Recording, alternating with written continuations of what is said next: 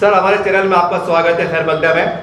आज आपने पत्रकार परिषद ली है, बताइए आपका उद्देश्य क्या है आज? निश्चित ही तौर पे एक जो चुनावी संगठन होता है, चुनाव पार्टी होती है, उसका राजधर्म होता है चुनाव लड़ना, और वो हम पूरा कर रहे हैं। चुनाव के रणनीति हमारी तैयार है और चुनाव लड़ेंगे।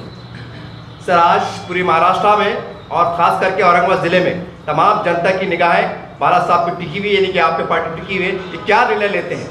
क्या माना जाए कि कोई बड़ा उलटफेर होगा या कुछ नया होने वाला है? सर, निश्चित ही श्रद्धेय बाला साहब अम्बेडकर की जो पिछली सारी चीज़ देखी जाए तो हमेशा जनता की हित में और चौंकाने निर्णय लेते हैं। और मैं औरंगाबाद के सारे इस विभाग के लोगों को, रमज़ान का पाक महीना चल रहा है और इस पाक महीने में आप सभी के लिए एक बात बोलना चाहूँगा आपके चैनल के माध्यम से।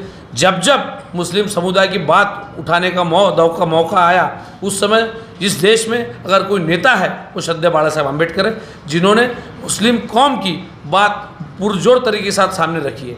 तो इस बार मैं आपको सबको गुजारिश करना चाहूँगा कि इस बार जो है आप श्रद्धेय बाला साहब अम्बेडकर के साथ सारे लोग खड़े रहें। सर, जालना का उम्मीदवार दे दिया आपने प्रभाकर बकले जी, लेकिन औरंगाबाद का अभी तक नहीं दिया।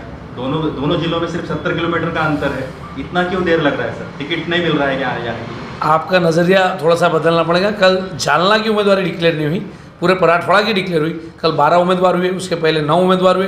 पार्टी में एक प्रोसेस होती है, बाला साहब अम्बेडकर उम्मीदवार जाहिर नहीं करते। एक राज्य कार्यकारिणी है, जिला है, इसको सबको विश्वास में लेके फिर वो डिसीजन दिया जाता है। सर, औरंगाबाद से कोई मुसलमान चेहरा मिलेगा टिकट? पिछली बार मुस्लिम समुदाय को टिकट दी थी। नहीं, अब की बार नए समीकरण में जो देखिए बिल्कुल 2-4 दिन में आपके सामने आ जाएंगे। सर, अक्सर ये होता है कि जो पार्टी के वरिष्ठ बड़े नेता होते हैं वो कहने के पार्टी के जो पदाधिकारी होते हैं उनकी राय को जान के आगे बढ़ते हैं। मैं आपसे सीधी तौर से पूछ रहा हूँ, आप ये जिम्मेदार लोग हैं, आपके मन में क्या चल रहा है कि आप चाहते हैं कि औरंगाबाद के अंदर को मुस्लिम चेहरा मिले, या ऐसी कोई बातचीत चल रही है? ये सुझाव आपकी तरफ से जा रहा है निकल के? मैं आपके माध्यम से, चैनल के माध्यम बताना चाहूँगा कि अभी तक जो वंचित आघाड़ी ने मुस्लिम टिकट जो जाहिर किए उसमें 2 मुस्लिम को टिकट दी गई है, और जो पार्टी को आपने हमेशा वोट करते आए वो आज आपसे कतरा रहे हैं। फिर वो कांग्रेस हो, राष्ट्रवादी हो, ये आपसे कतरा रहे, कहीं ना कहीं नज़र छुपा रहे। लेकिन बाला साहब आपके सामने डंके के चोट पे, फिर औरंगजेब की कब्र का विषय हो कि आपका दिल्ली का शाहीन बाग का सब्जेक्ट हो, हर मुद्दे को लेकर आपकी बात बहुत सशक्तता के साथ समाज के सामने रखी है। तो इस बार भी आप ये किंतु परंतु मत रहे कि मुस्लिम देंगे, गैर मुस्लिम देंगे, वंचित आघाड़ी का उम्मीदवार रहेगा, वो जो भी रहेगा आपको चुन के लाना है। सर, आने वाले समय में आप वंचित को कहाँ पाते हैं? खासकर हम देख रहे हैं और अपने पूरे महाराष्ट्र में कांग्रेस पार्टी, जबकि बाला साहब को लेकर हर पार्टी का आदर सम्मान रखती है। आखिर क्या कारण है कि इतनी बातचीत होने के बाद, इतनी वार्तालाप होने के बाद कहीं ना कहीं हल्के में लिया जा रहा है? मैं खुल के पूछ रहा हूँ, क्या कारण है? क्या वंचितों को हल्के में लिया जा रहा है? क्या वही पॉलिसी चल रही? आपके मन में क्या चल रहा है? नहीं, निश्चित तौर पे देखिए, राजनीति वोट बैंक से होती है और आप सभी के सामने हमारे वोट्स रखे, पिछले लोकसभा में क्या लिए, विधानसभा में क्या लिए, और अब पिछले 5 साल से हमारी पार्टी की जो स्थिति है वो बहुत अच्छी तरह से है। हमारे संगठन के आप देख रहे होंगे, यहाँ जितने भी लोग इस मंच पे बैठे, हर जाति धर्म का बंदा पार्टी के साथ जुड़ा हुआ है। आज बूथ तक पार्टी पहुंच चुकी है, संगठन का स्ट्रक्चर बहुत अच्छा खड़ा है। तो इस बार चुनाव के परिणाम कुछ अलग तरीके से आपको मिलेंगे। सर, इस बार 100% बाला साहब हमको लोकसभा में दिखेंगे? जी बिल्कुल।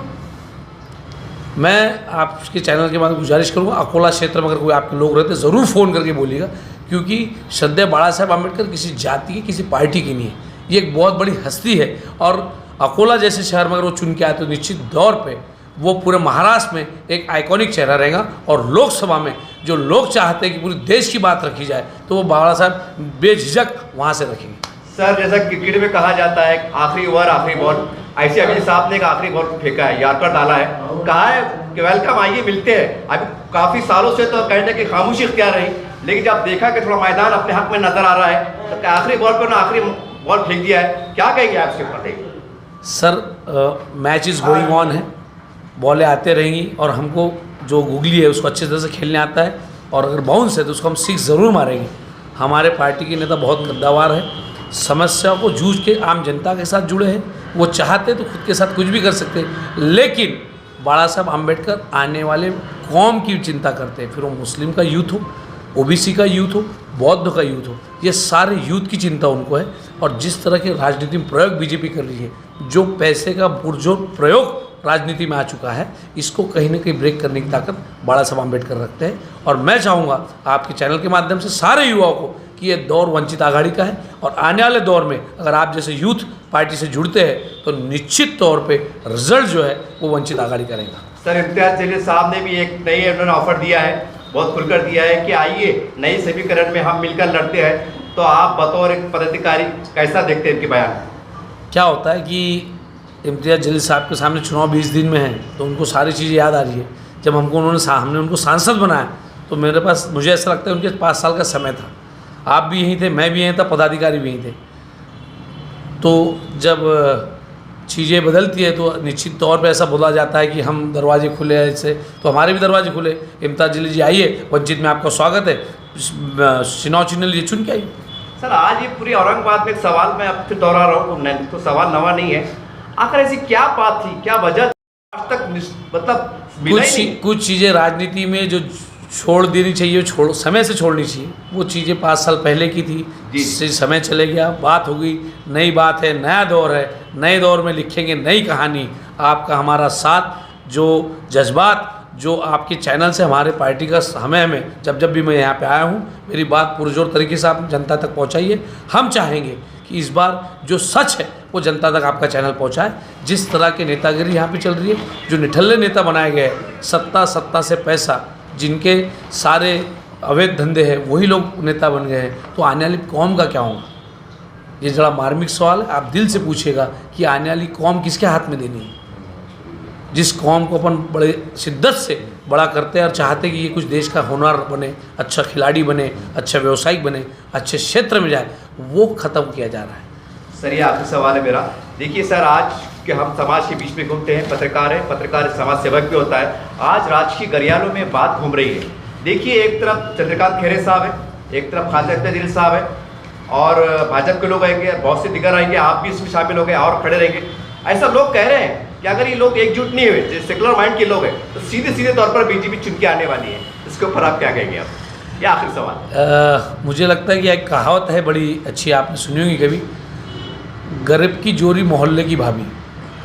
तो होता है कि वंचित आघाड़ी कमज़ोर है, कमज़ोर तबके के लोग चला रहे, तो वो देखते हैं कि ये सेटलमेंट है।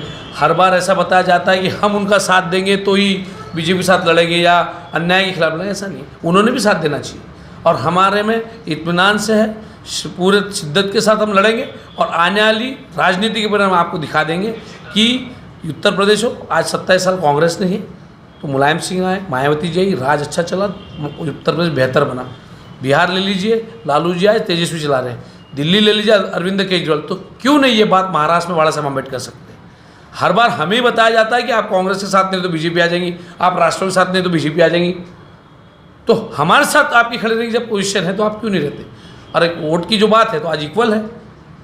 जनता के नाम पे आपका संदेश, इस प्रेस माध्यम के द्वारा आपका संदेश जनता के नाम। मेरे तमाम इस चैनल के माध्यम से जो इस आवाज़ को सुन रहे हैं, इस आवाम को गुजारिश करूँगा कि ये बहुत नाजुक दौर है।